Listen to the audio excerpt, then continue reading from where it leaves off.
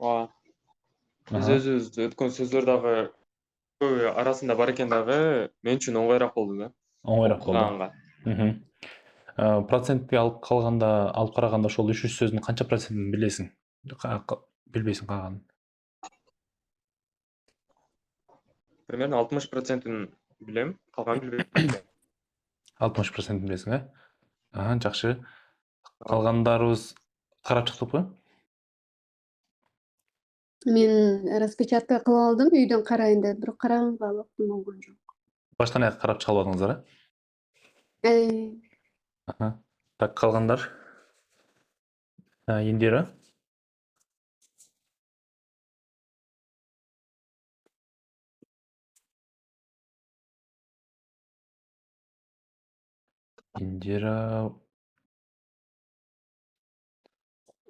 Болбой атышат Индирага. Так, Асылбек ага. Мен карабадым. Дагы ким карады? Убакыт сааты.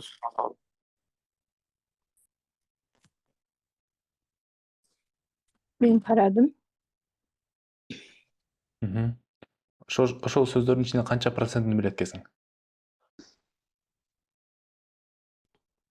Бир 10%-ин эле билбейт окшойм, калганын баары эле билет экен. Канча процентине?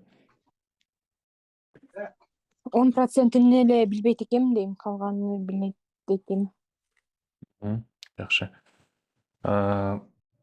Ошону дагы эртең кайра кайталайбыз, макулбу? Эртең аудиону угабыз, дагы ошол сөздү кайталайбыз. Анда бүгүн жаңы темага өтөбүз. Бүгүн жаңы тема болсо убакыттар менен байланышкан. Мисалы үчүн, какое сегодня число? Так, азыр.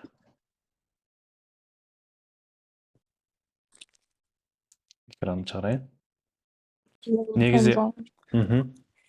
Негизи азаматсыздар. Жанагы биринчиден ушул жанагы мен айткан кеңештерди кылыпчы. Баягы аудиолорду угуп, сөздөрдү эме болсо, бирок желательно убакыт дагы бөлүп эме кылганга, бирок аудиолорду дагы көбүрөөк укканга аракет кылыңыздар. Себеби ошентип биз өзүбүзгө кытай тилинин чөйрөсүн түзө алабыз да. Аудирование анан мисалы үчүн азыр айтып атпайбы, 50% түшүнүп атам. 50% түшүнүп баштаса, азыр дагы ошону кайра өтүп атып, 3 маанын ичинде ошол полный ошол аудиолорду бүтөбүз, кийин жаңыларга өтөбүз. Кийинкилер уже биз анда эле бир жума укпайбыз, андан 2-3 күн уккандан кийин эле уже баарын угуп бүтүп түшүнсөк, анан кийин уже оорураак аудиолорго өтүп баштайбыз да. Эгер мен көп баардыгын берип салсам, аралаштырып эффект болбойт. Ошон үчүн 5 аудио бергем. То есть 5 экскедик бергем. 10 аудирование ошонун баарын күнүгө көрүңүздөр колдон келишинче. Анда эмесе бүгүн негизи чоң темалар боюнча бир 7-чи темага келдик. Какое сегодня число? То есть бүгүн биз даталарды кантип сураганды, кантип айтканды үйрөнөбүз. Себеби биз буга чейин сандарды билебиз, ошон үчүн айларды, күндөрдү айтканга бизге жеңилирээк болот. Азыр мен башынан окуп чыгайын. Сиздер кунт коюп угуңуздар. Иероглифтер жакшы эле көрүнүп атабы? Кичинекей болуп калган жокпу? Жок, жакшы эле. Баарыңыздар телефондон көрөсүздөрбү эмени? Сабакты? Ооба. Телефондон ага. Телефон эмеден ноутбуктан караганыңыздар жок, Ноутбуктан Жок. Эми желательно ноутбук же планшеттен карасаңыздар чоңураак болот, бирок ошентсе дагы иероглифтерди чоң кылганга аракет кылам. Эгер кичинерээк болсо, жанагы учебниктердин ичиндегидей болуп, кичинекей болуп калбаш керек, ошон үчүн чоң кылып коеюн. Мындай чоң болсо, крупный болсо жакшы көрүнөт. Анда баштадык. Бүгүнкү темабыз 今天几号? 今天几号? Какое сегодня число? То есть 今天бул бүгүн, сегодня 几 сколько, какое булача өткөнбүз да, 几岁, сколько лет. Жаш жалдарга айтабыз да, 10 жашка чейинки. How Бұл число или номер. Так. Жаңа сөздер. 时间 银行 词典 蓝色 书 看书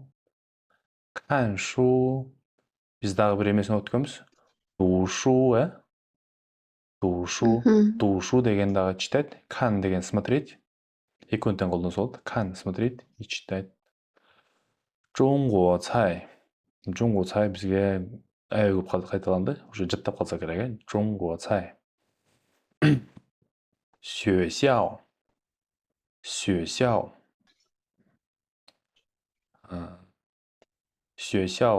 бұл мектеп, школа. А егер университетте тұрған болсақ, ол сяоға, сүйеға, да сүйе деп қойсақ, бұл уже университет болып қалады. Да сүйе, да бұл бала чоң, огромный, сүйе, да сүйе. 25号 月 месяц. 请 今天 昨天 去 看 问 号 дағы бір емес бар. Ж деп айтылады. Датаны күн деп. Синчи бұл астында оқимыз, бірақ азырынша. 明天 昨天жерде екі жол жазылып қалып тұр. 昨天бұл жерде де 昨天. Біреусін алдыда қояйын.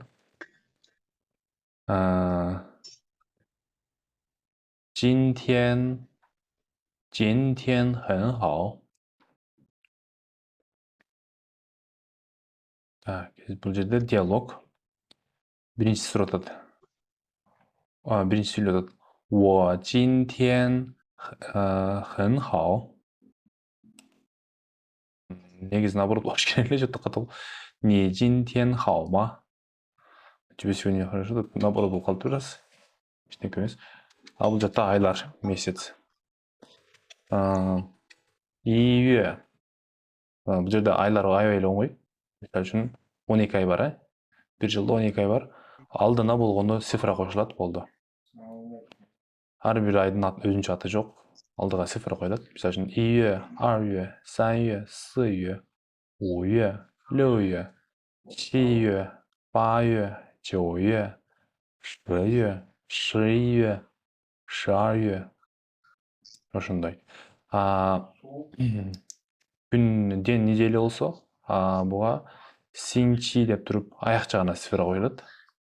Биринчи күндөн 6-чы күнгө чейин эле. Синчи понедельник, синчи ар вторник, синчи сан, синчи сы, синчи у, синчи лю. Анан мен жана айтып кеткен ж мына. Синчи ж или синчи тен экөө тең воскресенье болот. Анан күн бул универсальный да, могу синчи дегенчи. Бул устный и письменный деле колдонулат. Анан кошумча эмеси бар, башка, мисалы үчүн жоуи деп.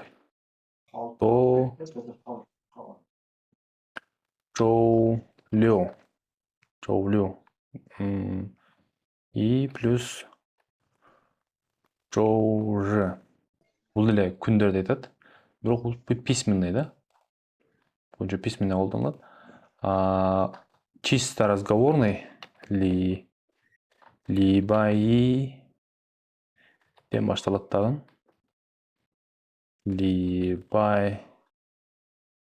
Либайлю и либай тен, ли бай тенге, ли бай ж деп айтылбайт. Ли бай тен эле болот. Түшүндүңүздөр, э? Ошол күн неделе ушул 3 вариант бар. Бул синчи, бул синчи деген неделя. Устный и письменный тоже пойдет. Вот синчи, жоуиден баштап жоулюга чейин и жоужы. Бул уже письменный, а бул чисто разговорный. Либай да либай, либай лю и жашан либай тен. Бул негизи булар кийин HSK 3-тө, HSK 4-тө келиши мүмкүн да. Так. Бул жакта мына жазып турмун. Либай, вот. Вот так, бул жерде жазып коюптурмун. Так, мына кеттик. Чү, идти, ехать. Чү бул глагол. Ушу глаголдун артына бир местоположениени кошобуз. Чү сё сяо, идти в школу. Жанагы та сөнү үйрөнгөн болсок, мисалы үчүн чү та сё идти в университет. Андан кийин мисалдар чү шаңбан идти на работу. Так, разговор бул жерде. Не чү сё сяо ма, ты идешь в школу. 我不去学校，我去朋友家。Так. И хан. Хан дегенде бир канча мааниси бар. Биринчи мааниси бул смотреть, көрүү. Экинчи мааниси навещать, мисалы үчүн хан, то есть навещать друга, навещать врача, навещать учителя, посетить врача. То есть врачка көрүнүү, досуңду көрүү, китеп окуу, ошондой. Кан смотреть, кан шу, читать книгу, кан лауши. Кан лауши деген бул жерде смотреть лауши эмес, баягы көргөнү баруу, кабар алуу. Кан жоңго паңё, навещать китайского друга. Кан ишен, посетить врача. То есть врачка барып көрүнүү. Бул жерде мааниси, прямой мааниси бираз кызык болуп калышы мүмкүн. Врачты эмнеге көргөнү барасың? Врачка барып көрүнүү болот да, кыргызчасы. Кан ишен. Шу книга. И бен шу. Бул жерде бен счетное слово. И универсальный счетное словону колдонсок да болот. И к шу. Бул к болсо универсальный счетное слово. Ибн ханью шу. Ойо ибн ханью шу. Даталарда мынтип айтылат. Мисалы үчүн бизде кандай айтылат?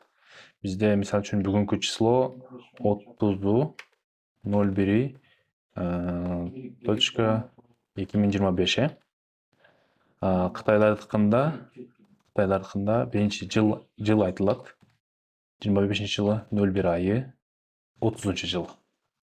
Чоңдон кичинекейге. То есть жылдан айга ай күн. Эгер кылым жазыла турган болсо, мисалы үчүн 21 кылым 2025 жыл 1 ай 30 күн деп айтылат. Андан кийин саат, мисалы үчүн 20 19 деп ушинтип айтылат. Убакыт сааттарчы. Кылымды пока кереги жок. Ушул жерден бир нерсе сурап кетсем болобу? Ооба. Жогоруда универсальный сөз деген жерде универсальный деген кандай? Бул айтыла берет, бирок окулбайбы же кандай? Любой сөздө, любой сүйлөмдө кошулуп кете берсе болобу? Бир предмет болсо, мисалы үчүн предмет или адам болсо, мисалы үчүн цифрадан кийин колдонулган счетный.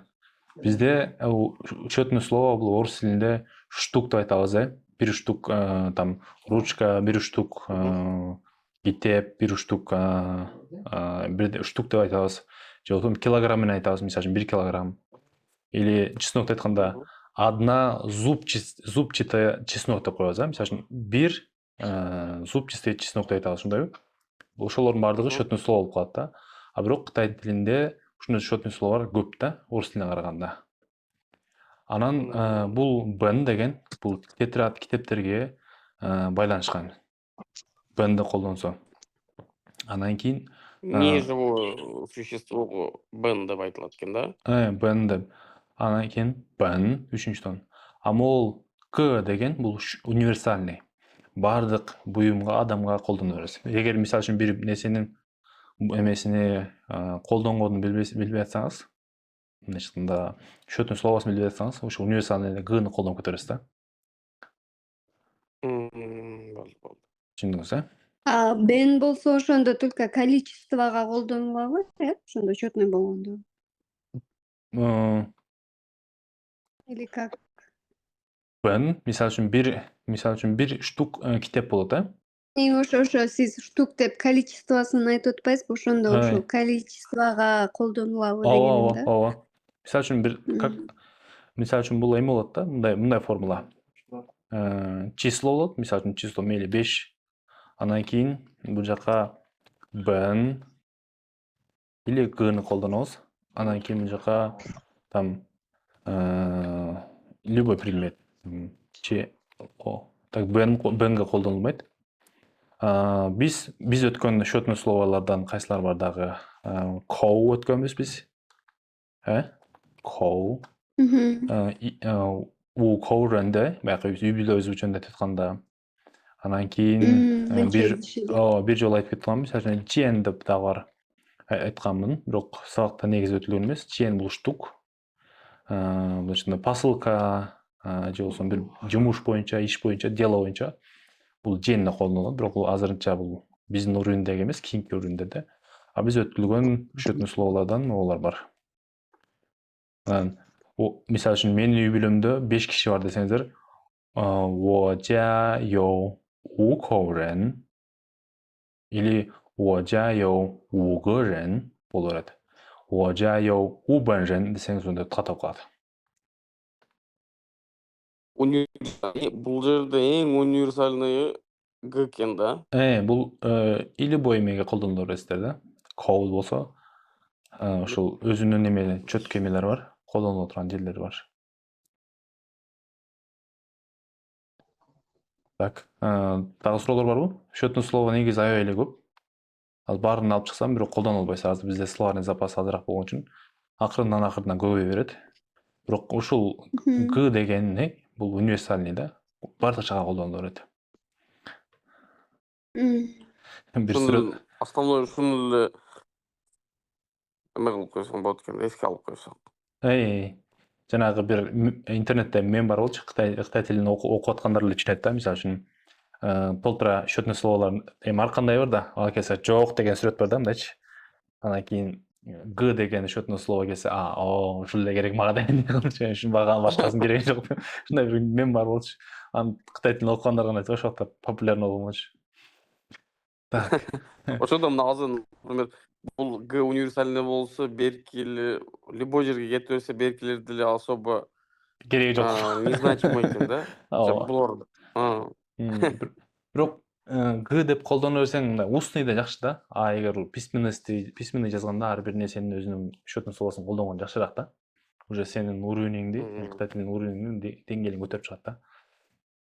Мисалы үчүн картинаны айтканда, мисалы картинага колдонсо, и фу хуа депчи. И фу хуа. Мисалы үчүн и фу хуа. Так, и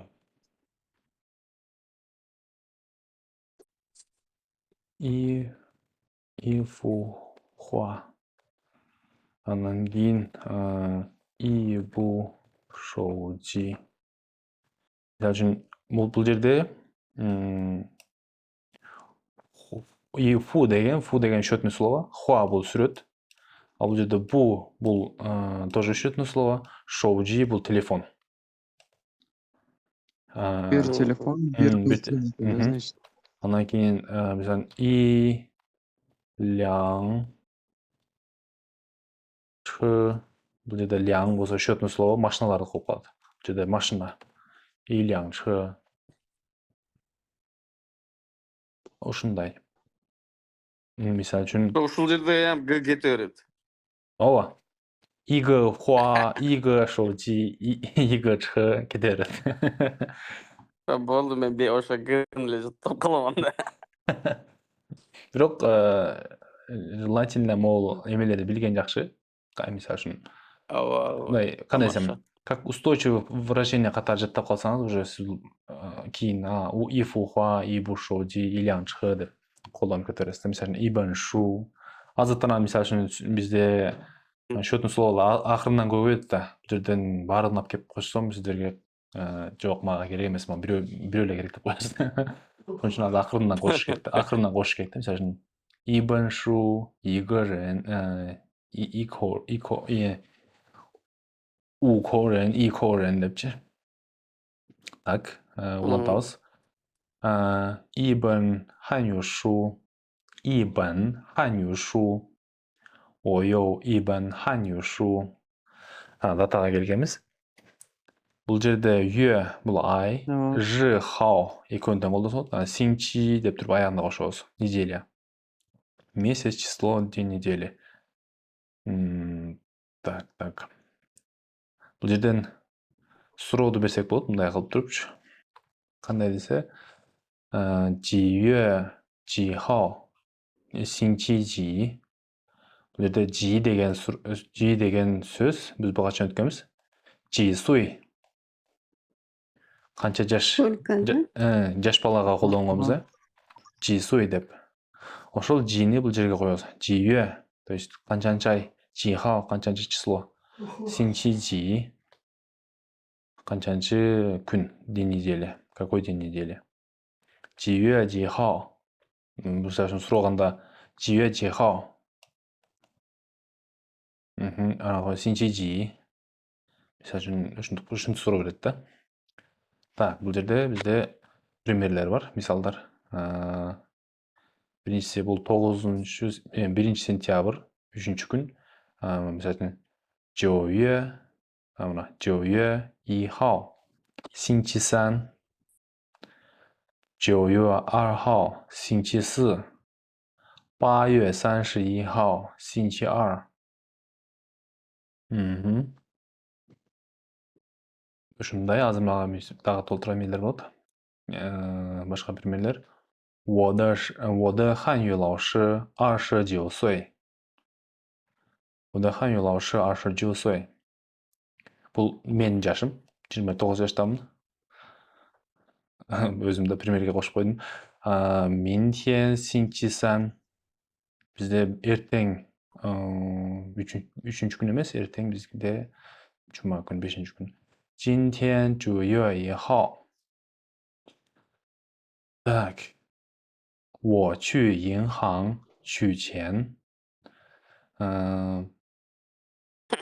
取деген снимать, взять. Дагы бир эмеси бар. На. Взять. На чен. На деген тоже взять, бирок бир устный окуп кетет. Чучен. Снимать деньги. Чу деген бул уже письменный окуп кетет. Бирок чучен деп коюм, устойчивый эме да фраза. То есть чучен. Так, 我去银行取钱 我去饭馆吃饭 他去饭馆吃饭 我们去学校看老师 Так. Анда баарыбыз окуйлуу же кезек менен окуйлуу? Кезек менен окуйбуз.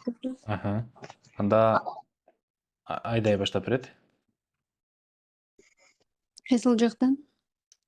Могул темадан баштап. 今天几号 今天今天几号？几号？ 이 이几号几号 号төртінші томменен号 Мгм. 今天几号 今天几号 так сөздерді баштайбыз 时间时间时间 Мгм. 银银行银行银行 Мгм. 时间 词典时间 Мгм. 蓝色蓝色蓝色 Мгм.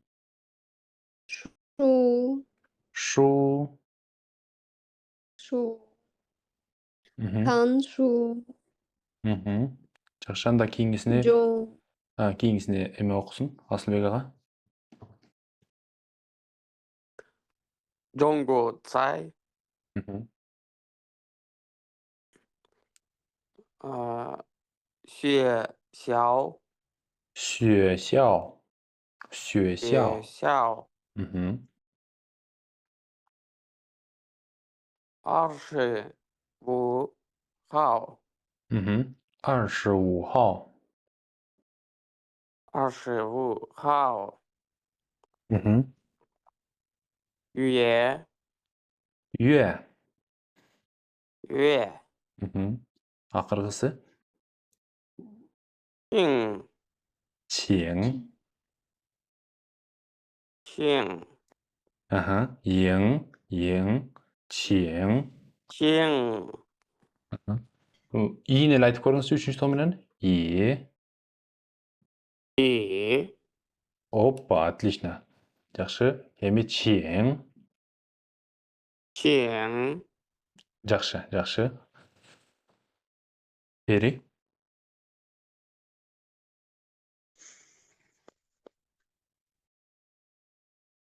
学校 жоқ ол жинтенден А. баштайбыз 今天 Мгм. 昨天 Мгм. 去 去 Мгм. 看 Мгм. when екінші том болып қалды when Мгм. how төртінші томмен оқимыз how how how Мгм. 星期 Мгм. 明天明天 Мгм. Али Назар қайсы сөзін ол сөйлемнен баштайбыз 今天很好 так 今天很好 Мгм. Так, диалог 我今天很好 негізі наоборот болып қалып тұр бұл бірінші бұл сұрау береді как у Б-сін тебя оқимын ба? сегодня бірінші а сұрау бірінші наоборот болып қалып тұр да ештеңе емес так оқимыз кейінгісіне 你今天好吗 кейінгісін оқимыз так 1月 2月哎月 үй или 月对2月3月4月5月6月7月7月8月9月9月9月10月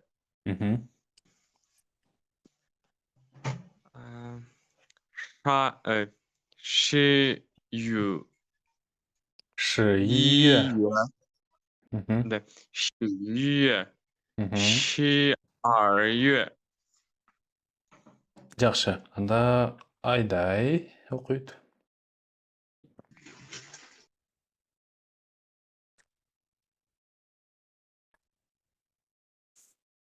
Бул жактан баштап. Ооба. Кайсыл сөздөн баштап окуйм? Вот, дни недели астындагы. Биринчи понедельниктен баштап. Синчи Биринчи том менен бардыгы сиңчи. Синчи Мгм. Синчи ар Мгм. Синчи сан Мгм. Синчи сы Мгм. Синчи у О. о Мгм. Синчи Лео. лю Мгм. Синчи ры Мгм. Сиңчиры. Мгм. Синчи тен Мгм. Акыркы экөөнү.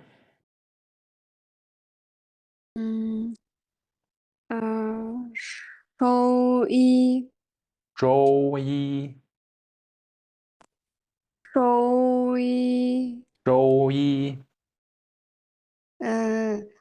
Шы болуп окулабы жы болуп окулабы? Жы болуп окулат. Жы. Жоуи Ага. Ли Ли Бай Мгм. Ли бай. Азыр анда улантабыз Асылбек ага.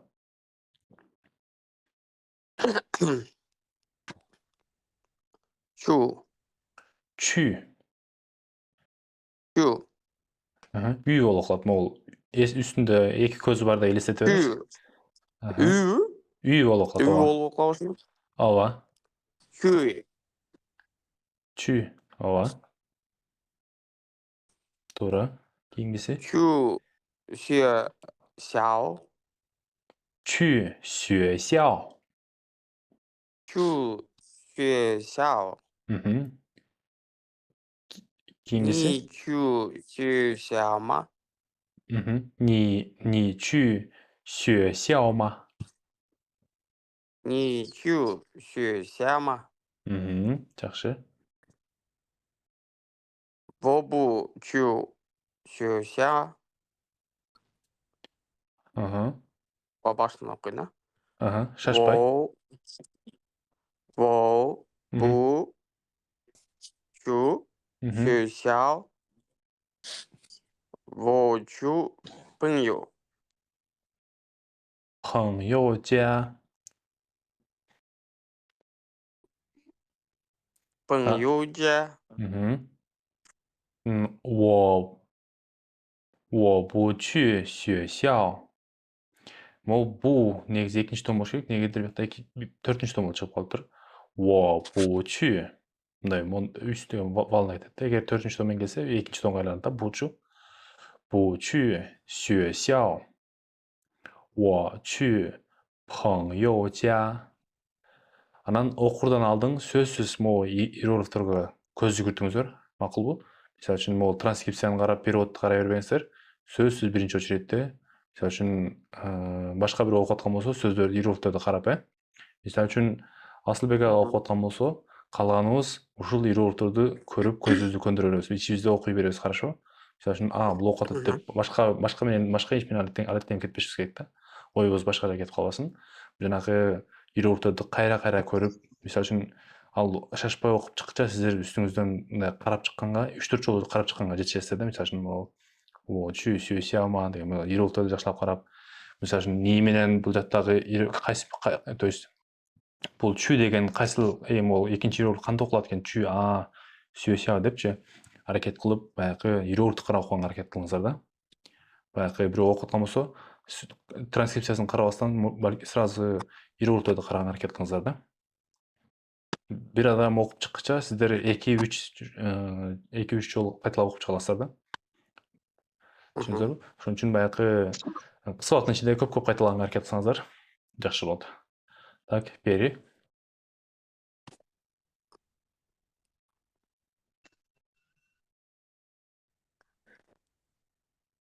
Кайсыл жерден?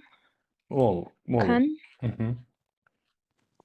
кан, Мгм. каншу, Мгм. канлауши, Мгм. 中国朋友， Мгм. 看医生。Мгм. Жакшы. Ушул окутканда силер сөзсүз караңыздар, иероглифтерди караңыздар. Кайсы иероглифтер оор болуп атат, кайсы иероглифтер кыйын болуп атат. Кетиресиз. Угуп атам. Бул жактан азыр биз транскрипциясы менен тондорду неме кылып окуп атпайбызбы? Допустим, если транскрипциясы жок кезде анын иероглифтердин өзүн кандай кылып тон менен окуйбуз? Мисалы үчүн онтип жок болуп калгандабы? Вот ушул Допустим, ол жок жок болуп болуп калды. калса. Биз Ага. жаттаганда ошо транскрипциясы тону менен чогуу жатташыбыз керек болот да. Түшүндүңүзбү? Мисалы үчүн мен атымды бир эле атымды жаттаган, бир эле мисалы үчүн инициалын жаттап койгон, же болбосо бир эле финалын жаттап койгон бул аздык кылат. Ага кошумча тонну да кошуп жатташ керек. П, И, О. Фамилия, имя, отчество полный жатташ керек. 3 бөлүктө жатташыбыз керек болот да. Түшүндүңүзбү? Кан. Ошон үчүн жанагы иероглифти карап туруп, кан деп туруп, жеге колдон келсе жанагы иероглифти карап туруп, транскрипциясын ручкага жазсаңыздар болот да. Мисалы үчүн иероглифти карайсыздар дагы, өзүнчө кайталаганда, мисалы үчүн кан деп туруп жазасыздар, тонду коюп көрөсүздөр, 4-нчү тонду тетрадка жазып туруп, билем көрүнүп атабы, көрүнбөй атабы. Же мындай жакшы идея келди. Мисалы үчүн мен сиздерге иероглифтерди чыгарып берем. Сиздер бул жака мага жаза аласыздар да. Хорошо. Мындай. Монтип жазып көрсөңүздөр болот да магачы. Мисалы үчүн кан деп туруп, мисалы үчүн 3-3-нчү тон деп койсоңуздар мүмкүн. Кан 4-нчү тон,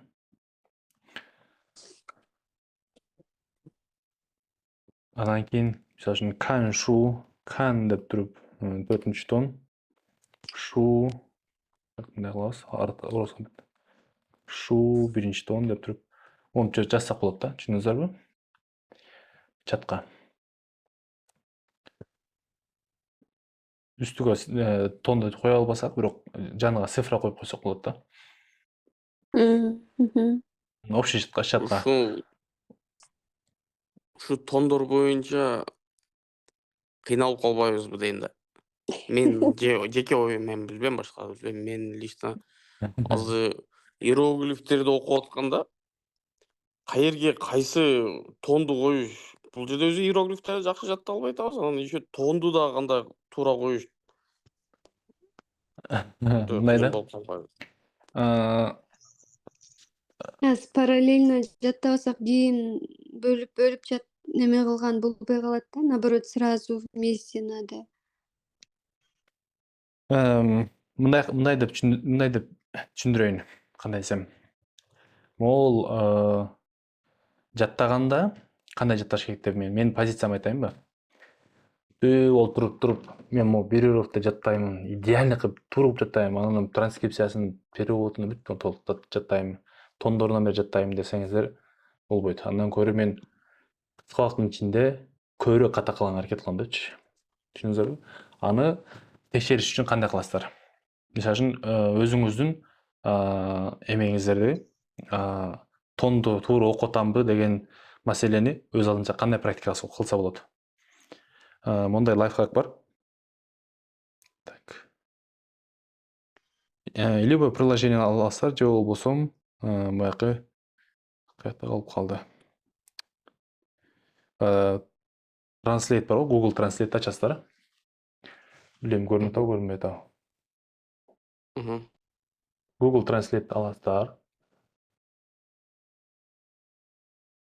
Мындай, бул жерде голосовой эмес бар. Басып туруп. Каншу. Всё.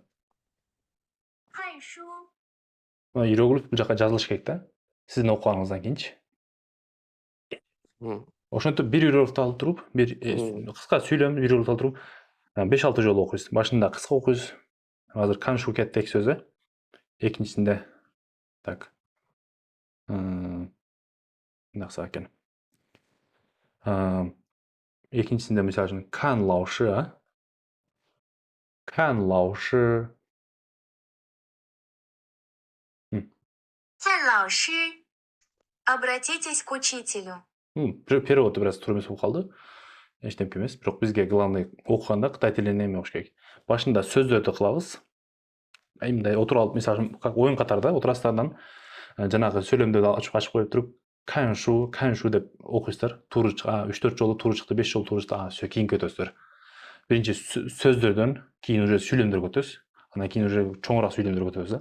Азыр эми кийингиси мисалы үчүн кан жонго паңйо, кетти мына. Так, азыр. Кан жонго паңйо. Мына чыкты. 看中国朋友， Ана чыкты. То есть биз окуганды бул аппарат, бул телефон түшүнүп распознать этип атат да. Түшүнөсүзбү? Ушул деңгээлге жетсе, демек Кытайда деле түшүнөт. А эгер арасынан бир-эки сөздөрдү туура эмес түшүнүп аткан болсо, өчүрөсүздардан кайра практика кыласыздар. Ошондо бул тон кандай десем, автоматически акырынан сиздерге сиңип баштайт. Түшүнөсүзбү? Мисалы үчүн жоңго деп айтасыздар, кийин паңйо дегенде уже ал бул жерде главный мен окуп барат, сүйлөп баратканда тондорду эстеп отурбайсыздар да, ал уже автоматтык түрдө кетип атат да. Эгер намаз окусаңыздар, мисалы үчүн кээ бир эмелерди, мисалы үчүн Куранда, намаз учурунда колдонгон Курандарды ал сиз эстебейсиз да, кайсын ал уже автоматтык түрдө кете берет. Ошондой эле машина айдаганды үйрөнүп алсаңыздар, ал уже өмүр бою калат да. Профессионалдар болсо, жанагы башын жаңы үйрөнүштөр болсо 100% вниманиясы болот да. Баягы ойлойт, газды кандай басышым керек, тормозду кандай басышым керек, сол колум кандай болуш керек, оң кол, то есть фокус 100% болот. А профессионалдар болсо, болгон 10% эле вниманиясы жолдо, калган 90% телефон менен сүйлөшүп баратат, жондагы киши менен сүйлөшүп баратат.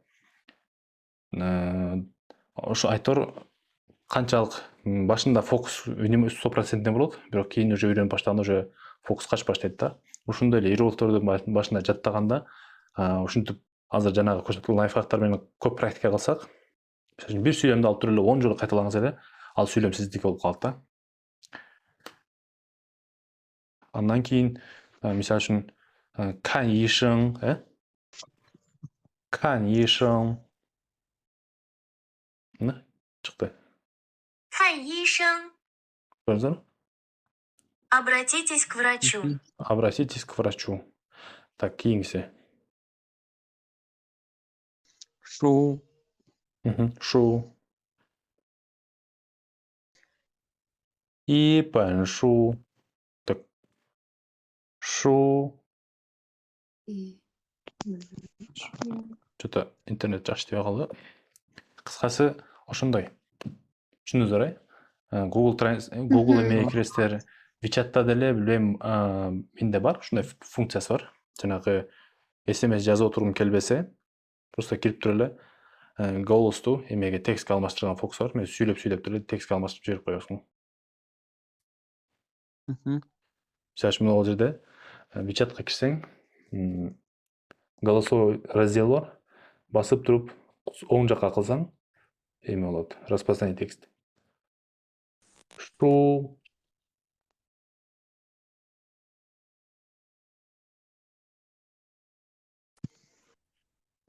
Сөз. И бен шу.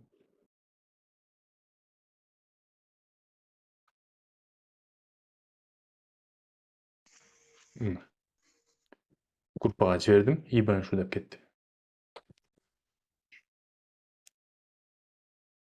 Сиздер азыр телефон менен отурсаңыздар, иштебеши мүмкүн. Ушундай. Азыр сабактан кийин бир эме текст жиберейин, анда кыска текст. Ошону ушундай голос менен жазып көрсөңүздөр, балким бардыр. Анан бул WeChat'тын өзүндө бар, распознание тексти. iPhone'дорго кирсеңиздер, клавиатуранын оң жак ылдый жагында дагы микрофон бар. Ошол жакта мындай басып турсаңыздар, бул жакта өзүңүздөрдүн кандай клавиатураны кошсоңуздар, мисалы үчүн Кытай тили, орус тили, англис тили. кылса болот да. Мисалы үчүн орус тилине биз алып көрсөк. Добрый вечер. Как ваши дела? Да. Текст жазып берип атат да мага орус тилинде. Ошол эле функция Кытай тилинде да бар. Мисалы үчүн 晚上好. Жок, мен Кытай тилине окуп берейин. 晚上好. Кытай тилинде чыгарып берди ушул текстти. Айтор ушундай распознание голосторду эме кылган, то есть программа керек болот да. Программа ушул 3 эмесин көрсөттүм, 3 вариантты көрсөттүм. Анан дагы бирөөсү ChatGPT'ни ачасыздар. ChatGPT'ге деле сүйлөшүп болот. Мисалы үчүн ChatGPT мындай голосовое сообщениеси бар. Сразу басатан эле. 晚上好. 晚上好десеңиз текст чыкты бул жака. Распознать этип чыкты. Же болбосо ChatGPT'ге кирип алып, бул жакта эме диалог раздели бар.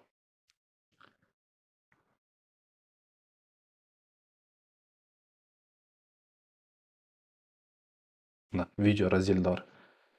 ChatGPT, добрый вечер. Видишь меня? Добрый вечер. Да, я вижу вас. Как я могу вам помочь?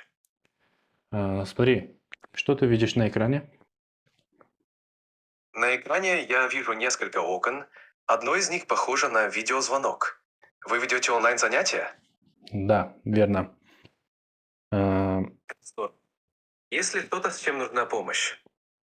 Так. Это здорово. Слушай, ChatGPT, я сейчас тебе показываю тексты. Я их прочту на китайском языке, а ты проверь мне, пожалуйста, что я правильно или читаю, хорошо?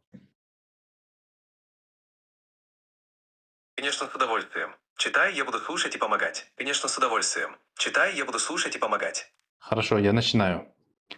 星期一, 星期二, 星期三. Читаешь правильно.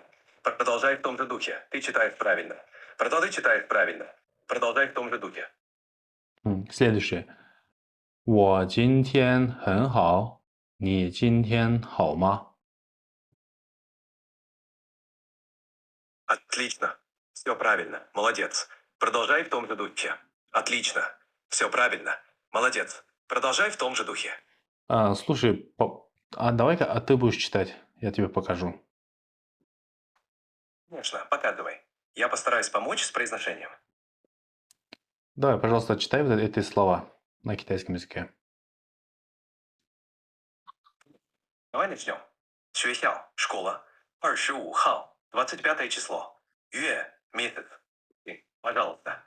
Извини, Сегодня. извини, можешь читать максимально медленно? Буду читать медленнее. 学校, школа. Нет. 25号. Стоп. Еще медленнее. Конечно. 学校, школа. 25号. 月, месяц. Пожалуйста. 昨天, вчера. 去, идти. Ты пропустил слово 今天. Прости. Вот это слово. 今天, сегодня. Айтор ушундай. Сіздерге төрт ChatGPT'де бұл платная услугасы вроде, ChatGPT айына $20 болчу. Азыр билбейм, арзандаса керек. Себеби Кытайдын ChatGPT'си окшогон башка эмеси сайт чыкты. Ал мен силерге көрсөтөм. ооба, Ошондон себебинен арзандап кетсе керек. Ол сайт Deep Sleep деген. Бул уже стартап компания да, бирок эмеден дагы кыйын болуп чыкты ChatGPT'ненчи. Бул жерде азыр пока бул кытайлар чыгарган ошо жаңы чыккан эме AI. Бирок мунун деле кечээ колдондум. Аябай күчтүү экен. ChatGPT'ден кандай десем, функциялардын бардыгы ChatGPT'нин эмес, бирок ана видео звонок эмелери кыла албайт. Азыр бул стартапта, баштапкы этаптагы, бирок ChatGPT менен текстовый сообщениеда кыласың да сүйлөшөсүң да. Даже ChatGPT да профессионал ой жүгүртүп экен да. Кечээ мен аябай көп сүйлөштүм ушу менен. Мисалы үчүн эмелер сайттарда жазып берет да. Сайтта түзүп берет. Анан бул жерде ал кантип ой жүгүрткөнүн дагы айтып берет. Кыскасы жакшы инструмент экен. Ушул стартап чыккандан кийин, DeepSleep деген стартап чыккандан кийин, ушул ChatGPT, OpenAI да компанияларга, анан кийин ошол негизи ушул искусственный интеллект менен связанный компаниялардын акциялары аябай күчтүү. То есть 17-20%га ылдыйлады да. Бул Америка үчүн аябай чоң эме болду, таасир этти да. Анан америкалыктар эмне кылды? Америкалык президенттер да мактады башында, андан кийин уже буга атака коюп баштады. Ошон үчүн азыр бул эме сайт анча жакшы иштебей калды. Себеби бул стартап компания да, чыныгы эме эмес да. Бул компанияга $6 миллион гана иштеп чыгарган. Беркилерге миллиарддаган акча коротулган да. Ал болсо кытайлык жөнөкөй эле студенттер далилдеп чыкты, что ушундай искусственный интеллекттерди арзан акчага деле жасап чыкса болот экен деп. Бул эми технологически связано, бирок ChatGPT мунун артынан эме болду да. Аябай таасирленип арзандатса керек. Негизи өзү бекер эле кылыш керек да, бул нерсеничи. Google сыяктуучу. Google бекер да. Ошол сыяктуу эле муну да бекер кылыш керек болчу, бирок бул чыгып эми ChatGPT да арзандаш керек. Себеби ChatGPT $20 болсо, ал бул ChatGPT'нен 40 эсе арзан. Мен азыр пока бесплатно версиясын колдонуп атам, ал деле нормальный экен. Эми бир күн бир аз колдонуп көрдүм, аябай жакшы экен, мага жакты. То есть мунун функциясын 100% колдонот элекмин да. ChatGPT болсо бул жерде көп колдоном. Ошондой. Жакшы түшүнгөн жокмун. ChatGPT. Приложение можете скриншот сделать и отправить? Азыр.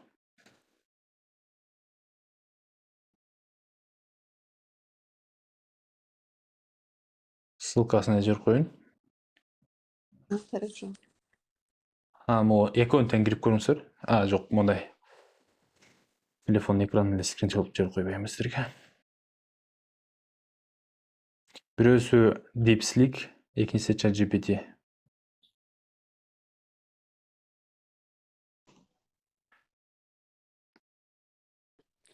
Мен азыр сабак башталган жерден ушу жөнүндө окуп кирдим эле. $5 миллион кетиптир да. $6 миллион.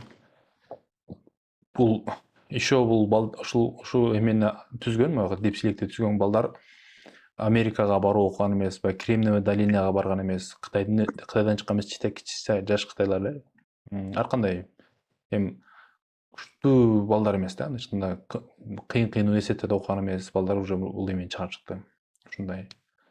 Буга чейин баягы Кытайдын Baidu деген, Alibaba деген компаниялар бар. Tencent деген баягы чат мына WeChat'тын немелери, компаниялары.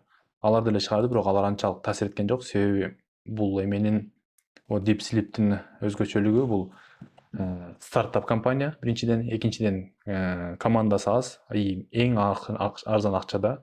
Анан баягы бул искусственный интеллекттин эме кылыш үчүн буга чоң күчтүү компьютер керек да, GPU дегенчи. Компьютерлар болсо, жөнөкөй компьютер болсо CPU менен иштейт.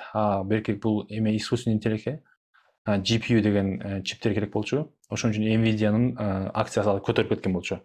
Булар болсо андай анчалык күчтүү компьютерин керек эмес деген далилдеп койду да. То есть көп жактан эме кылды дагы. Американы оозун ачып койду да.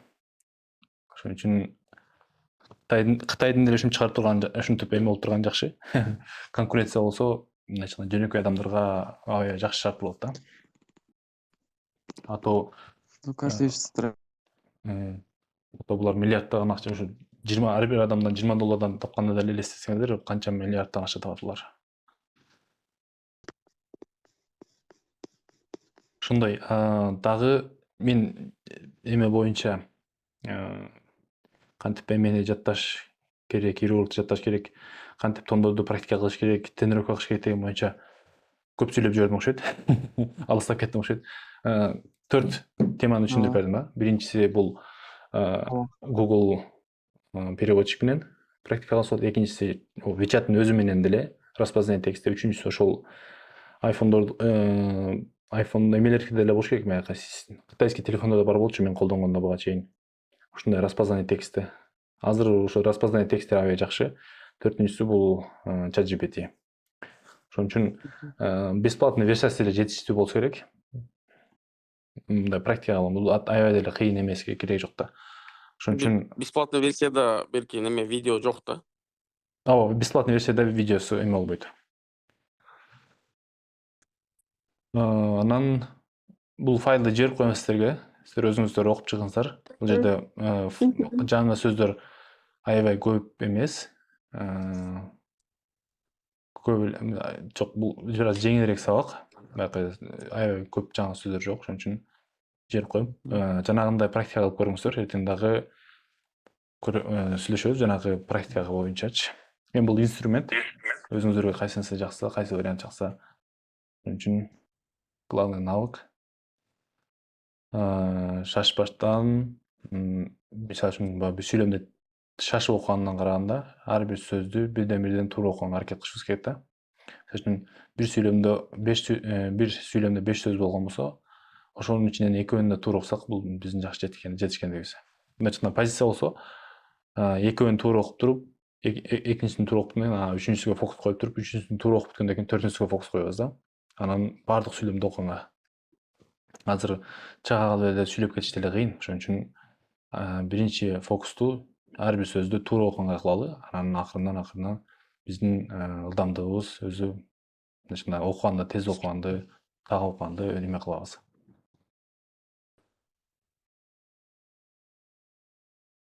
Ошон үчүн жакшы, суроолор ушинтип көп суроолор берип турсаңыздар, мени кыйнап. Темадан алыстырып. Темадан алыстап кетип, бирок кандай десем, технология жөнүндө сүйлөгөндө мен кызыгамдан ал жакта көп менин сүйүктүү темаларым да. Ошон үчүн бир аз алыстап кеттим, кечиресиздер. Сабакты эме материалдарды жиберип коем, өзүңүздөр карап чыгыңыздар, эртең да кайталайбыз. Анан бүгүн ушундай бир аз бул 7-чи сабак бир аз азыраак, кийин уже 7-чи сабакты кандай десем, эртең дагы практика кылабыз. Көбүрөөк практиканы мондай даталарды жазганга. Завтра у нас выходной. В субботу. Эртең пятница, субботага. Материалдарды жиберип коем. Эртең мандан кийин 6-күн буюрса буга чейин өтүлгөн темалар кайталайбыз. Жаңы темада өтөбүз. Негизгиси могул даталарды айтканды, өзүбүздүн даталарды айтканды эме кылабыз. Практика кылабыз. Үйрөнүп алышыбыз керек да. Ооба. Ошон үчүн суроолор барбы? У меня нет. У меня тоже. Эме болсо, мегабайт түгөнүп калып чыгып кетиптир. Биздин да бир кыз бар эле. Индира интернетим өчүп калды деп чыгып кетиптир. Ага азыр маалыматты жиберип коем. Анан сабактарды монтип YouTube'га жүктөп атам. Сиздерге ачык катары айтып коеюн.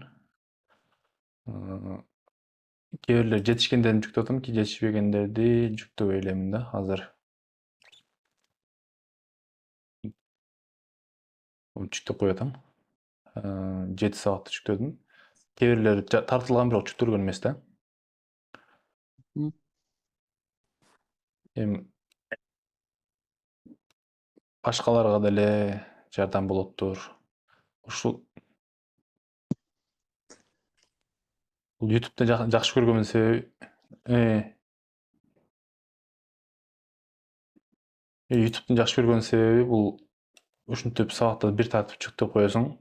Бул канча жыл, көп жыл турат. Андан кийин эме кылсаң болот да. Анан жакшы жери мун тартып коесуң, бул YouTube өчүп кетпесе эле көп жылдар көп адамдарга пайдасы жеткен да. Анан байкасам интернетте Кытай тилин окуу боюнча кыргыз тилинде маалыматтар жок экен да. Орыс тилинде бар дагы. Жок, жок. Жок. Бир эле Санат ТВ деген бир аз баштап ошону иштеп коюптур, башка эч кимде жок экен. Бир экөө. Жакшы эмелер жок экен, маалыматтар. А орус тилинде биз окуп атканда деле жок болчу. Баягы сандарды ката окуткан информациялар бар болчу. Акыркы 3-4 жылда аябай көп каналдар ачылып кетти, көп болду. Бул деле жакшы. Ошон үчүн максатым ушундай, кандай десем, максатым ушу Кыргызстанда ар бир үйдө бирден Кытай тилин үйрөнүп чыккандар болсо депчи. Ушундай бир өзүмө максат койдум. Бул эми кандай десем, бул баягы баланы 11 жыл окуйт да, 11 жыл аралыгында Кытай тилин үйрөнүп чыкса болот да, ошондойбу. Ошого мен YouTube менен ушундай эме менен максатым бар. Ар бир үйдөн бирден тил бил. Эми сөзсүз акча табыш үчүн эмес, сөзсүз бул тил билсек Для себя Демек, коюп. Минобразованияга барып предложение кылышыңар керек экен да, демилге көтөрүшүңөр керек экен. эме Бар же жок, многие. ооба, эме кылсам болот го, бирок ага кандай десем, акча керек экен. Акча деле эмес, просто мен өзүм буга тил үйрөтүш үчүн кандай десем, команда түзгөнгө эме кылып атам, аракет кылып атам. Анан экинчиден бул баардык зданияларды эмелерди бир сайт кылып чыгыш керек да, чтобы любой адам доступ болгондойчу. Бул эми выборочный да, ким кааласа окуйт, ким кааласа окуйт да. А бул жерде достоверный маалыматтарды кыргыз тилинде жеткиликтүү кылып эме кылсам, эми максатым бул Кытай тилин бекер үйрөнсөчү баардыгычы. Бирок бекер үйрөтөм десең, баалашпайт экен да. Алыс кетпейли, өзүмдүн туугандарым деле келип оку десең, как будто мен аны жаргатып аткандай сезилет экен да. Бир акчасын төлөсө, келген нерсе баланбайт да. бекер нерсе бул эч жерде баланбайт экен. Эми минимальный болсо деле, аз болсо деле биз ашын платный кылып туруп эле эме кылгангачы. Ошон үчүн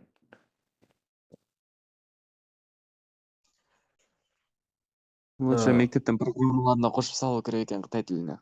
ооба.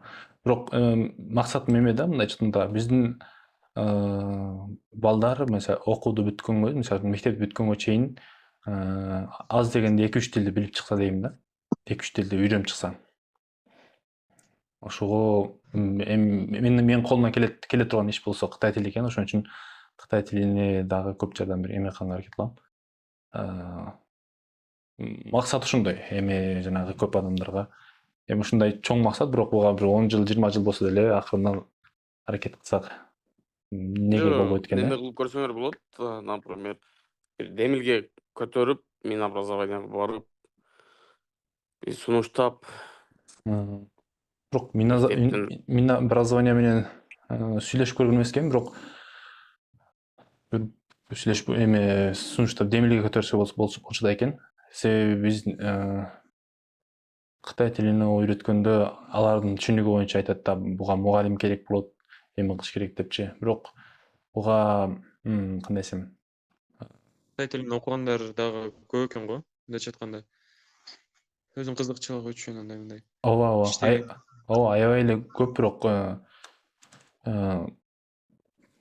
жанагы түшүнүк болбош керек да биздечи. Кытай тилине сөзсүз байлардын балдары окуйт, же эме депчи. Биздин убакта мындай айтканда сөзсүз менде түшүнүк калган, таасир калган. Анан аябай таасирленгем. Кытай тилине сөзсүз жанагы университеттин ректорлордун балдары, же бир байлардын балдары, же статусорлордун балдары өтүп кетчү эле да. То есть алар өздөрүнүн балдарын тыкчу эле да ошол жагачы. Мен өзүм эме болгондуктан, эми кандай десем, бүгүн ректор өзүбүздүн жездебиз болот, бирок кандай болсо дагы аларга колдонбогондуктан эме ал жездең болсо дагы жездеңди алыс эле кылып коесуң да. Бирок өзүңдүн күчүңө таянып аракет кылыш керек да. Конечно, үй бүлө ата-энеңдин поддержкасы менен бул бардыгычы. Алардын эмеси болбосо кантип андай эме ийгиликке жетмексиң, бирок ошондой болсо дагы реально болгон окуялар бар да. Даже бир группалашым бар болчу. Биздин целый группаны Кытайга жибербей коёдун деген болчу да. То есть биздин эме бар да, требование бар болчу да. Ар бир окуучу 2 жылдын ичинде как минимум 3-чү HSK'ди алыш керек болчу да. Тиги болсо менин досум болот, еще ректордун баласы То есть проректордун эмес, проректордун баласы. Анан кийин мен 2 жуманын үйүнө каттап, давай дос отур деп туруп, эчкечке даярдап туруп, эчке өткөзүп туруп анан группабыз бара кеткен да Кытайгачы. А эгер аны калып калса, анан тиги проректор болсо кимге эме кылат, нажит этет, а биздин мугалимдерге эме кылат да, давить этет. Ал мына немени билесиңер, а? Тейлорду. Кимдерди? Тейлор. Тейлор Тейлор бар, Горбанядагы. компания жакшы болбады. Горбаня жакта Тейлор бар го. Ошто. Тейлор? Английский. Тейлор деген. Учебный центр. Тейлорбу билбейт экенмин. Билесиңерби? Ал жерде Горбаняда Тейлор бар да. Бул мен билгенде 20 жылдан бери английский өтүлөт да ошол жерде. Только английский берилет. Анан начальный класс бар. Начальный класс эле бар да. Ошондой сыяктуу бир учебный центр кылсаңар жакшы болот го дейм. Потому что мен Ошту өткөндө звонок кылып сүйлөштүк го экөөбүз. Мен Ошту кыйла эле изилдедим, жок экен да курс. Бир гана Конфуций бар экен, Конфуцийга барсам, набор февралдын канчасында башталат деди. Ошондой ал жерде мен бир тууган акам менен, анан өзүм племяннигим, ошо Тейлорду там 11 курс бар да ал жерде. 11 курс бар. Бир курс 2 ай болот. Ошол жерде 11 курсту бүткөндө эки тең. Өтө эффективный, өтө жакшы да ошол жерчи. Английский курсту окуйм деген бала только ошол жерге барып окуйт да. Анан бир курсу менин билишимче 8.000 ушундай. Бир айлык. Общий Бир эле. айлык. Жок, бир айлык. Бир айлык бир курспу, бир айлыкпы или бир курспу точно билбейм. Бирок менин племяннигим 1,5 жыл каттап окуду да. Өзү 11 класста бүтүп атат. Азыр Тейлорду бүттү, калпак English бар, ошто билесиңер. Жок, билбейт экенмин. Араванский жакта. Анан IELTS дейби, английский. Ошону дагы окуп неме кылып атат да. Ошол жерде аябай күчтүү английский сабак берет. Ошондой кылып, мен силерге сунуш катары айтып атам, ошондой кылып бир чоң неме кылсаңар, каалоочулар көп болот го дейм. Мен кандай десем, максатымды айтсам, бирок максатым мурунтан бери келген максатым бул учебный центр эмес, университет ачыш да. Анан азыр кандай десем, ага мен учебный центр ачсам деле болот, бирок буга чейин башка ошондой сыяктуу ачканмын. Кандай десем, чарчап кеткен болушумдан, анан ал кезде может балким жакшы билчиме сөйлөмбү. Азыр кечиресиз. Мен бир аз жумуштан бошой албай параллельно курс алып кетип атам да. Анан ага эгер адамдар көптөр эме болсо, эмнеге жок экен? Азыр кечиресиз. Потому что Ошто жок экен да, китайский курс. Бир гана Конфуций үйрөтөт экен, болду, башка жок экен. Мен билишимче. Таппай койдум.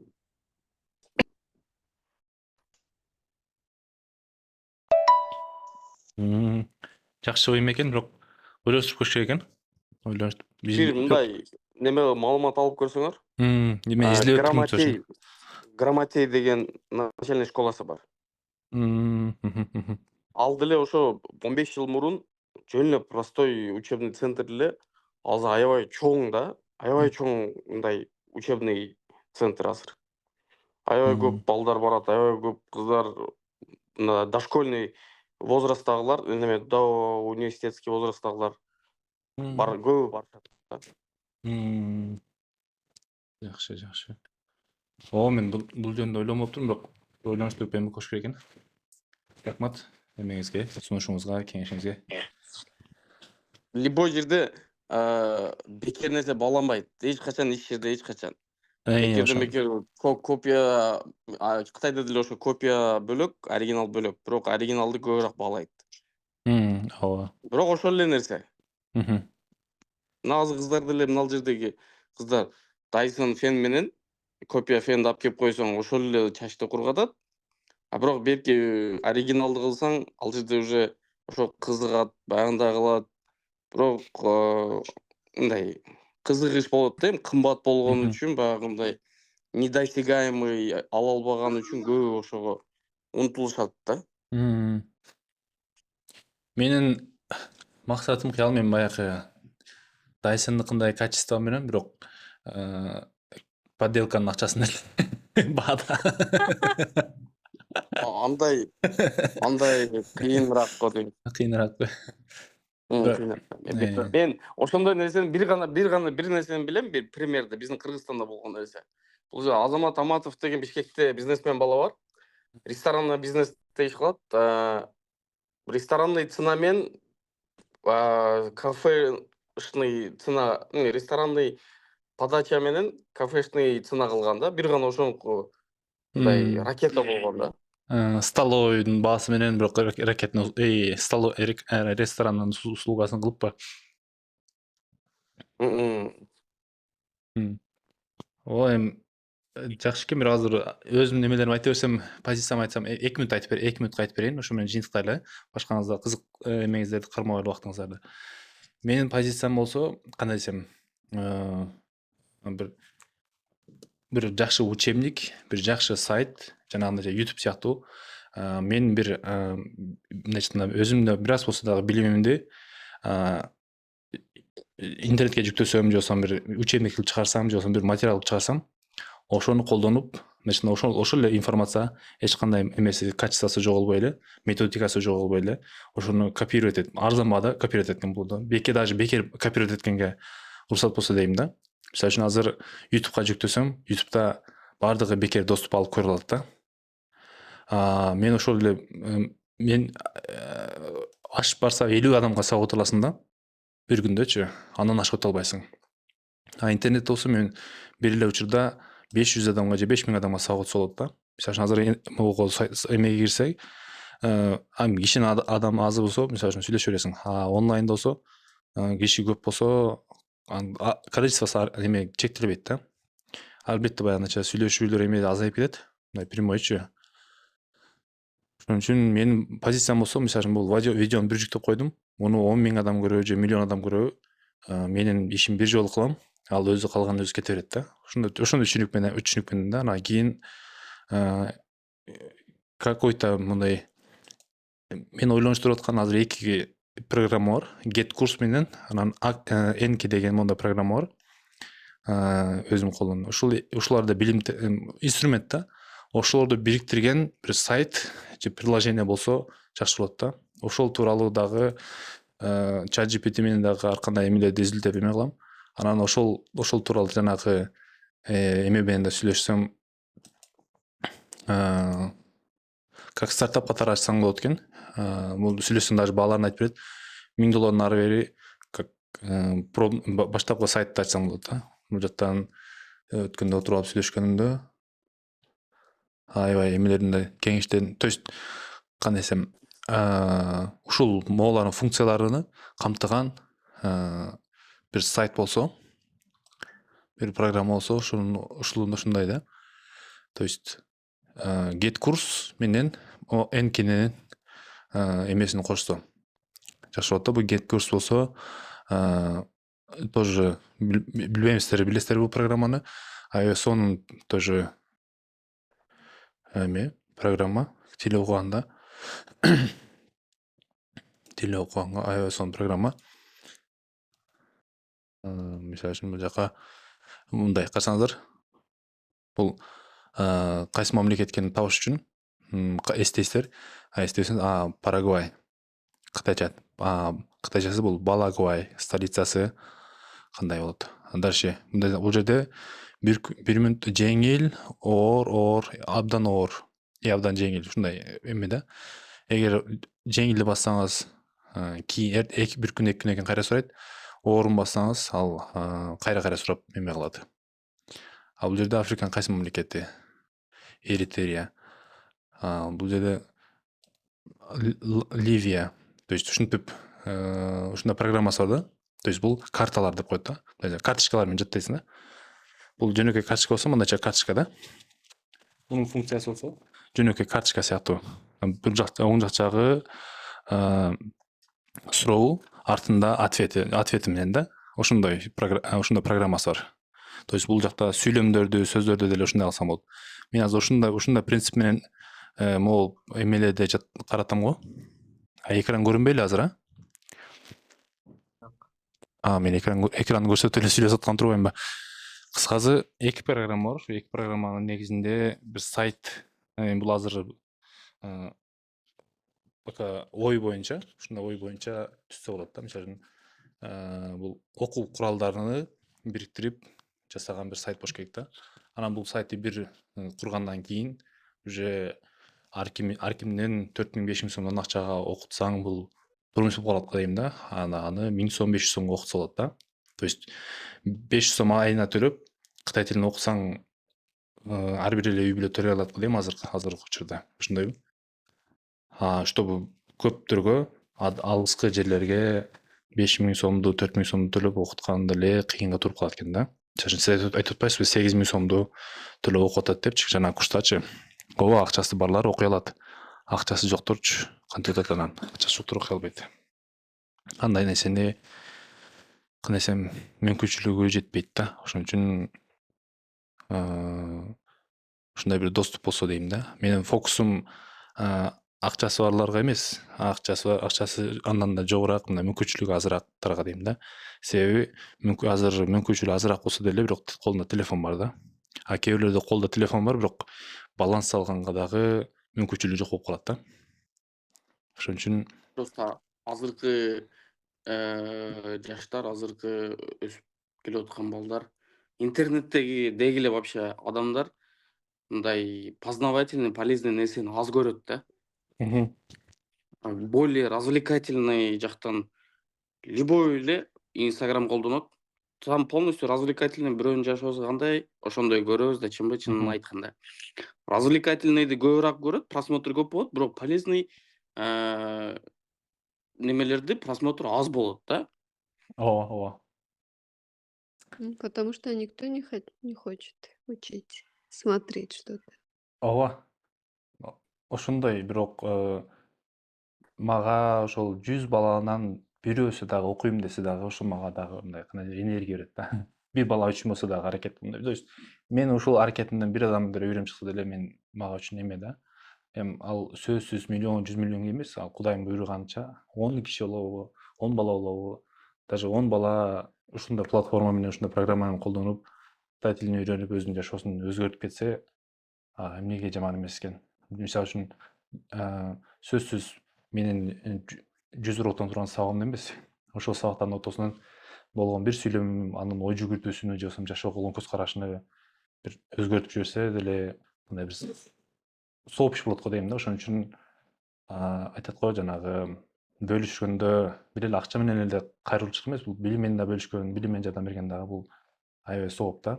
Мисалы үчүн баарыбыз бул дүйнөдөн кеткенден кийин биз өзүбүздөн калтырган ушундай бир эме калтырсак, мисалы үчүн бир даракт эгип койсоң, ошол дарактын мөмөсү жыл сайын мөмө берип турса, анан башка адамдар колдонуп эме кылып түшүм алыпса, ошол мөмөдөн пайда болгон, ошол дарактан пайда болгон мөмөлөрдөн сооптор сага жетип турат. Эгер көпүрө куруп койсоң, көпүрөнү күнүгө адамдар колдонот. Ошондой сыяктуу эле, мисалы үчүн сөзсүз мечит куруп коюш эмес. Анан башкача метод менен өзүңдө бир пайдалуу нерсе калтырсаң, кийин сага сооптору эмеси жетип турат да. Ошон үчүн бул айтсам чоң эме көрүнүшү мүмкүн, бирок ар бир ишти кылганда, максат койгондо ошого мындай расчет алып койсоң, мындай түшүнүктүүрөөк болот экен да. Анан кийин сөзсүз менде азыр үмүттү, жаштарга болгон үмүт болобу же келечекке болгон үмүттү үзбөш керек да. Мейли 10.000 баланын ичинен дагы бирөөсү колдонуп окуса деле, аны көрүп, бирөөсү окуганды көрүп, экинчиси тартылса деле, ал ушундай жакшы эффект берет да. Бул андайча снежный коптун эффектиндей болот да. Ошон үчүн мен Кытай тилин үйрөнүп, Кытай тилин ушул Кытай тармагында окуп атсам, менин артымдан азыр 2-3 ээрчип окуп аткан бар да. Биздин мындайча урук туугандарданчы. Бул деле кандай бир жакшы бир шаан. Ошон үчүн башында эч кандай эме болбошу мүмкүн, бирок акырындан убакыттын немеси менен өзү акырындан эме бериши мүмкүн. Эффект бериши мүмкүн. Бул тема аябай чоң тема да өзү. Отуруп алып. Ооба. Кырмай келиштер аябай жакшы болду. Ошондой максат, бирок ар кимдин максаты эмеси бар, башкача. Бирок мен YouTube'дун баалуулугун билгенден кийин ар кандай темада, ар кандай багытта толтурат YouTube канал ачып аракет кылып көрдүм. Мынча жыйынтыгын бербеди, жаап салгандар болду, бирок кайрадан эле баштап мектепке да барып сабак окуттум. Мектепке барсам жанагы айлыгын дагы жөнөкөй мугалимдерден караганда жогору төлөп берет. Жана балдарды жакшы көрөсүң, бирок мен барган мектеп болобу, мен эме кылган жерлер уже аларга менин жардам керек эмес да. Себеби алардын ата-энеси уже керектүү эле эмени берди да, шарт берди. Алар андан ошол ата-энесинин желкесинде туруп, андан учуп кете алат. Көптөр андай мүмкүнчүлүгү жок да биздечи. Көптөр эмне кылат? Көптөр бизде айыл четинде окууду бүтөт дагы Россияга барып иштейт, чет өлкөгө барып мигрант эле болот. Бизде жок дегенде бир инструментти, бир немени, навыкты үйрөнүп алып, жок дегенде Кытай тилин билсең, жок дегенде сен мигрант болбойсуң да. Ошондой жок дегенде мигрант болбойсуң. Аз дегенде переводчик болуп бересиң. Жакшыраак болсо бизнес кыласың, Кытай менен торговля. Биз эми кичинекей мамлекетпиз. Бул жагыбызда почти 40 миллион Өзбекстан турат. Ошол эки мамлекеттин ортосунда соода саттык менен иштесек деле, же болбосо Россияга Кытайдан товар алып барып, ортодон товар сатып иштесек деле, бул жаман эмес да. Ошон үчүн тил менен анын акча тапкандан сырткары еще билимди алабыз, жакшы жаңы информацияларды алабыз. Достоверный. Ошон үчүн бул жакшы бир инструмент да, тил үйрөнүп алганчы. Тилден мен көп ушул Кытай тилинен көп пайда алып жатам, алып да келатам. Ошон үчүн бул тырмактанганыма аябай сүйүнөм, ыраазымын. Ошон үчүн кандай десем, максатым ушул мен Кытай тилин окуганда көп убакыт кетиргенде башкалар кыскараак убакыт кетирсе деген максат эле да. Мисалы үчүн мен 5 жыл окусам, башкалар 2 жылда, 1 жылда окуп бүтсө, же болбосо мен түшүнгөн нерселерди 1 жылда түшүнсө, аны кыска убакытта түшүнсө жакшы болот эле дейм да. Ошон үчүн ушул платформаны түзүш деле ошол максат ушундай. Анан орус тилдүү эмелер да бар, студенттер да бар. Алардан $100 аз дегенде $85 алам. Аларга окутканда кандай десем, акчасын төлөйт, ошон үчүн окутам да. Кыргыз тилдүүлөргө өзүнүн окуучулар болобу, эмелер болсо, аларга акчасын албай деле үйрөтөйүн дейсиң, бирок жанакы бекер нерсени баалашпаган эле анан жүрөккө эме болот да. Ал үчүн бир платформа кылып туруп, арзан баада, же болбосо университет болсо, кийин самага карызга окуу, эгер университет менен окуучу договор түзөт. Договор түзгөндө сен 5 жылдан кийин ошол кредитиңди, курска болгон акчаны же университетке болгон контрагыңды кийин кредит катары жаап бересиң, иштегенде акчаң болгондо. Ошондой мындай Америкадагы шарттардай кылып түзсөк жакшы болот да. Жана себеби окуйм деген адам контрактка келгенде сынып калбаш керек да. Же болбосо курстун баасын деле ошондой кылса болот. Мисалы үчүн айына 10 000 сом деп туруп, бирок аны договор катары кийин акчаң болгондо мейли 1 жыл болсун, мейли 5 жыл болсун, акырынан төлөп кутуласың депчи. Проценттен жок эле төлөп кутуласың деп сүйлөшсө болсо керек. Андай болбой калат. Болбой калат. Билем, мен азыр пока ушинтип ойлоп. Бунун ал жагы баягы колунда жок балдарга социальный жактарын караштырса болот да. Анын 1-2 варианттары бар. Аны ошондой тармактагылар менен сүйлөшүп, колунда бар жоктогулардан, например, бекер окутам деп атпайсыңарбы? Даярмын деп колунда жокторго. Анын социальный жактары көп да аны. Ошондой эле андай грандовый основада тапшырганы Мгм. университеттер болот го. Мгм. Окугусу келет, колунда каражаты жок. Бирок чет мамлекетте ушунчалык чоң университетте тапшыргандар бар да. Мгм. Ал бирок желаниясы бар, бирок каражаты жок болуп окуп туруп тапшырган да. Мм. Ошол жактан эле пример алып туруп эле неме кылсаңар болот да. Анан силер айтып атпайсыңарбы азыр кийин кайра кайтарып бересиң. Бул нерсе болбойт, совсем болбойт. Бу берилгенден кийин болду уже. Кыйын кайра. Америкада ошондой го, мисалы үчүн студенческий кредит деп коет Кредитный жанагы. основа, кредиттүү. Ошондой кылса деле болот го дейм. Бул эми азыр Кредитный линия эми ага аябай катуу болуш керек да история. эми идея ушундай да, мисалы үчүн мен кандай десем, буга мага ушул тармакка дагы бир көрүк таасир берген бул баягы Гапар Мадаминов агай да, жанагы ал өзүнүн эмесин ачкан, жанагы окуучуларга жардам берип, тапкан акчасын ошо окуучуларга эме кылып, албетте ошол окуучулар чет өлкөгө чыгып окуп атат, кийин алар деле жардам берет. Же болбосо колуна барлар башка адамдар деле анан фонддорго жардам берсе болот.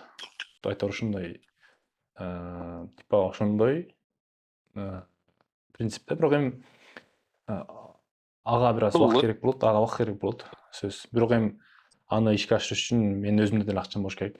Же болбосо ооба ошондой болуш керек да, бирок билим керек да бизге. Ооба.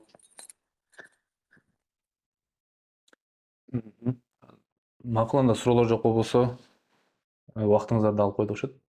Жарым саат ашта сүйлөшүп жүрдүк. Уже Алиназар чыгып келиптир, не интересно болуп.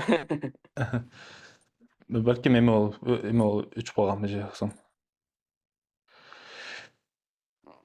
Хорошо, макул. Жакшы калыңыздар. Макул, тынч болуңуздар. Буюрса ишемби күнү көрүшөбүз сиздер менен. Зайчи. Зайчи.